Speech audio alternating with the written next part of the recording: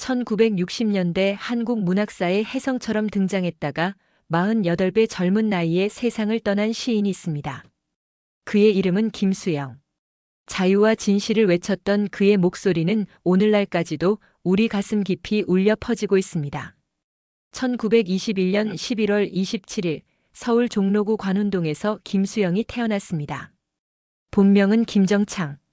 아버지 김태우는 한학자였고 어머니 박씨 부인은 전통적인 여성이었습니다.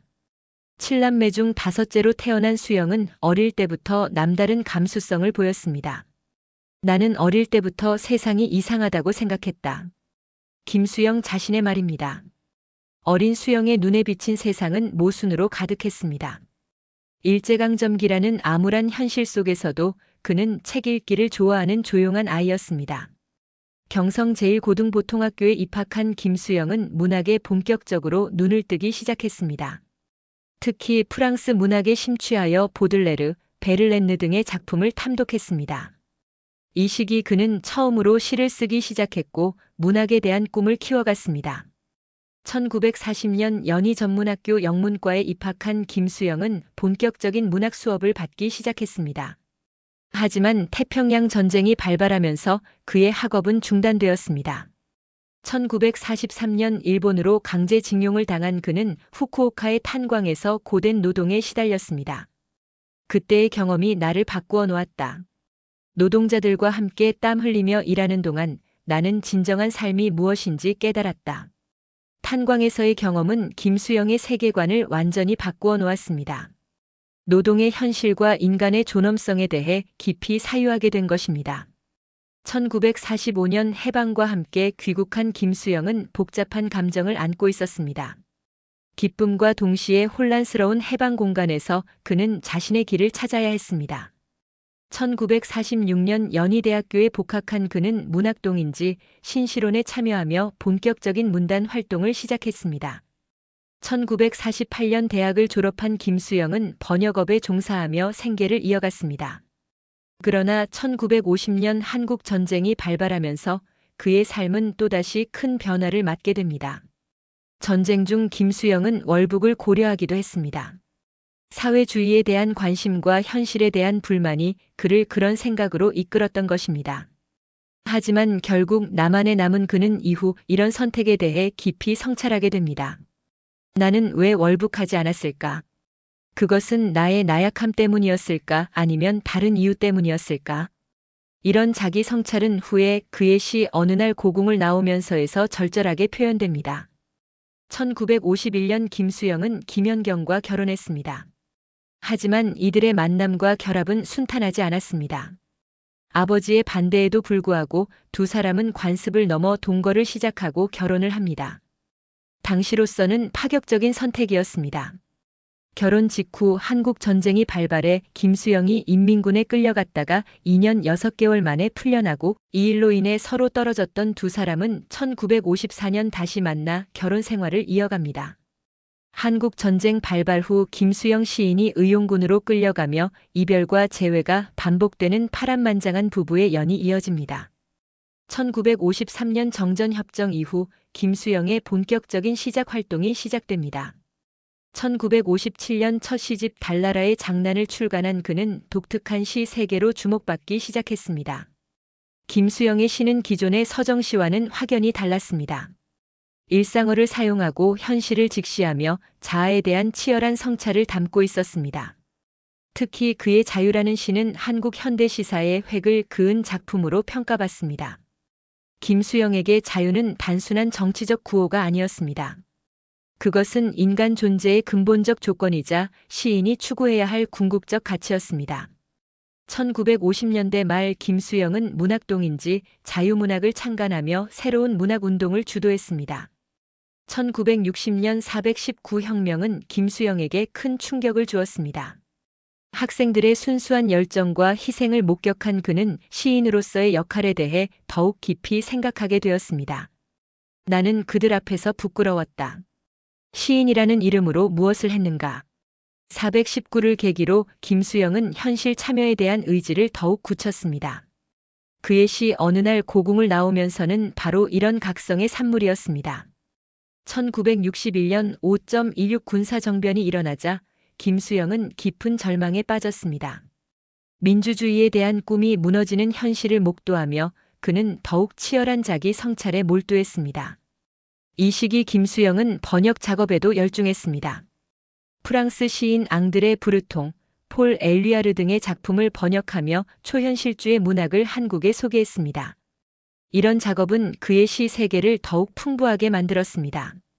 김수영과 김연경의 결혼 생활은 평탄하지 않았습니다. 경제적 어려움과 함께 시인으로서의 고뇌가 가정에 그림자를 드리웠습니다. 김연경은 김수영 시인의 시 초고를 받아 정서하며 시평했던 문학적 동반자였지만 동시에 현실적인 생활고에 시달려야 했습니다. 김수영은 자신의 번역 작업과 시 창작에 몰두하는 사이 가정을 돌보지 못하는 경우가 많았습니다. 특히 술자리가 잦았던 그는 때로 가족에게 상처를 주기도 했습니다. 김연경은 이런 남편을 원망하면서도 시인으로서의 그를 이해하려 노력했습니다. 시를 쓰는 남편과 사는 것은 참으로 고된 일이었습니다. 하지만 그의 시를 가장 먼저 읽을 수 있는 특권은 저만의 것이었지요. 김연경의 회고입니다. 그녀는 김수영의 가장 가까운 독자이자 비평가였습니다. 1950년대 한국 전쟁이라는 참혹한 시대였습니다.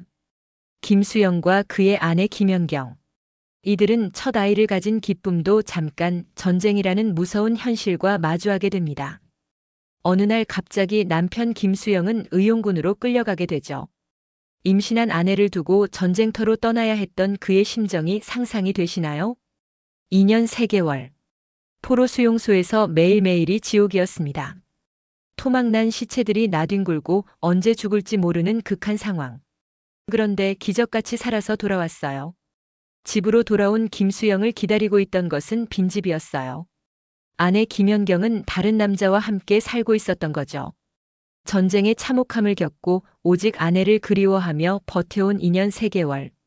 그런데 돌아왔더니 아내는 없었던 겁니다. 김수영은 감당할 수 없었어요. 국가폭력의 트라우마 그리고 사랑하는 사람의 배신까지. 밤마다 술에 취해 짐승처럼 울부짖었다고 해요. 2년 6개월이라는 긴 시간이 흘렀습니다. 서로를 향한 그리움은 시간이 지날수록 더 깊어졌어요. 결국 두 사람의 시선은 다시 서로를 향하게 되었죠. 그리고 어느 날 김수영이 김연경에게 다가가서 딱 한마디를 했어요. 가자. 단 한마디였어요. 복잡한 설명도 긴 변명도 필요 없었어요. 그래서 그들은 다시 같이 살게 됩니다. 1960년대 중반 두 사람의 결혼 생활에는 또 다른 시련이 찾아왔습니다. 김수영의 외도 문제로 부부 사이에 깊은 갈등이 생겨났습니다. 이는 후에 김수영의 시에도 반영되어 부부관계의 위기를 솔직하게 드러낸 작품들이 탄생하기도 했습니다. 하지만 김연경은 과거 자신을 이해해준 남편을 용서하고 함께하기로 결심했습니다.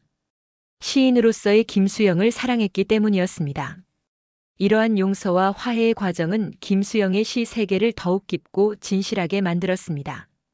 위기를 극복한 후 김수영의 시는 거창한 관념이 아닌 일상에서 출발했습니다. 아내와의 사소한 대화, 아이들의 제잘거림, 시장에서 만난 사람들의 모습이 모두 그의 시가 되었습니다. 특히 갈등을 겪고 화해한 후에 김연경과의 관계는 그의 시에 더욱 깊은 진실성을 부여했습니다. 특히 그의 시 사랑에서는 아내에 대한 진솔한 마음이 담겨 있습니다. 김수영에게 사랑은 단순한 감정이 아니라 존재의 방식이었습니다. 세상과 사람에 대한 사랑, 진실에 대한 사랑이 그의 시를 관통하는 핵심이었습니다. 1960년대 중반 김수영은 경제적으로 어려운 시기를 보냈습니다. 번역료와 원고료만으로는 가족을 부양하기 힘들었기 때문입니다. 하지만 그는 굽히지 않았습니다. 오히려 이런 현실이 그의 시를 더욱 날카롭게 만들었습니다. 김수영의 시에는 끊임없는 자기 비판과 성찰이 담겨 있습니다. 그는 자신의 나약함과 모순을 가감없이 드러내며 이를 통해 오히려 더 큰 진실에 다가가려 했습니다. 나는 너무 약한 사람이다. 그러나 약한 사람이기 때문에 쓸 수 있는 것이 있다.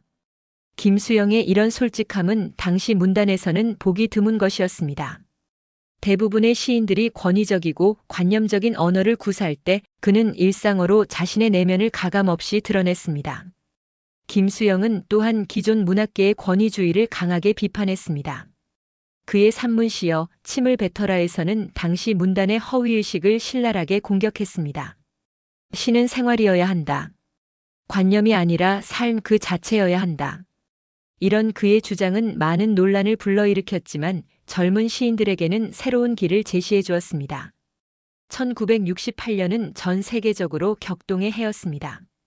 파리의 5월 혁명, 미국의 반전 시위, 그리고 우리나라에서도 학생운동이 활발했습니다. 김수영은 이런 시대적 변화에 민감하게 반응했습니다. 이해 김수영은 자신의 대표작들을 잇따라 발표했습니다.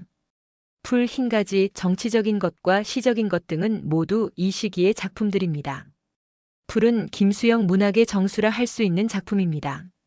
겉으로는 연약해 보이지만 결코 꺾이지 않는 풀의 모습을 통해 민중의 강인한 생명력을 노래했습니다. 1968년 여름 김수영은 강원도 인제에서 가족들과 휴가를 보냈습니다. 자연 속에서 그는 새로운 영감을 얻었고 많은 시상을 메모해 두었습니다. 1968년 6월 15일 새벽 김수영은 인사동 근처에서 자전거를 타고 가다가 버스에 치여 세상을 떠났습니다. 향년 47세, 너무나 갑작스런 죽음이었습니다. 그날 밤 김수영은 술자리에서 친구들과 문학에 대해 열띤 토론을 벌인 후 집으로 돌아가는 길이었습니다.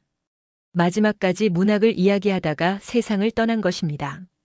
김수영의 죽음은 문단에 큰 충격을 주었습니다. 그의 장례식에는 수많은 문인들과 시민들이 참석하여 조의를 표했습니다.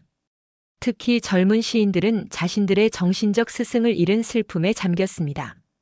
김수영의 죽음 이후 그의 작품들이 재조명되기 시작했습니다. 생전에는 제대로 평가받지 못했던 그의 시들이 뒤늦게 진가를 인정받게 된 것입니다. 특히 1970년대 이후 민주화 운동이 본격화되면서 김수영의 자유의식은 더욱 빛을 발했습니다. 그의 시들은 암송되고 필사되며 저항 문학의 고전이 되었습니다. 오늘날 김수영은 한국 현대시사에서 빼놓을 수 없는 거장으로 평가받고 있습니다. 그의 자유의식, 현실인식, 일상어의 시적 형상화는 후배 시인들에게 큰 영향을 미쳤습니다. 김수영이 우리에게 남긴 것은 단순한 시편들이 아닙니다. 그것은 어떤 상황에서도 굴복하지 않는 자유정신이며 진실을 추구하는 양심의 소리였습니다. 47년이라는 짧은 생애, 그러나 김수영이 보여준 치열한 삶의 자세는 오늘을 살아가는 우리에게도 여전히 큰 울림을 줍니다. 자유란 무엇인가, 진실이란 무엇인가라는 그의 물음은 지금도 계속되고 있습니다. 김수영, 그는 여전히 우리 곁에 살아 있습니다. 자유를 갈망하는 모든 이들의 가슴 속에서 말입니다.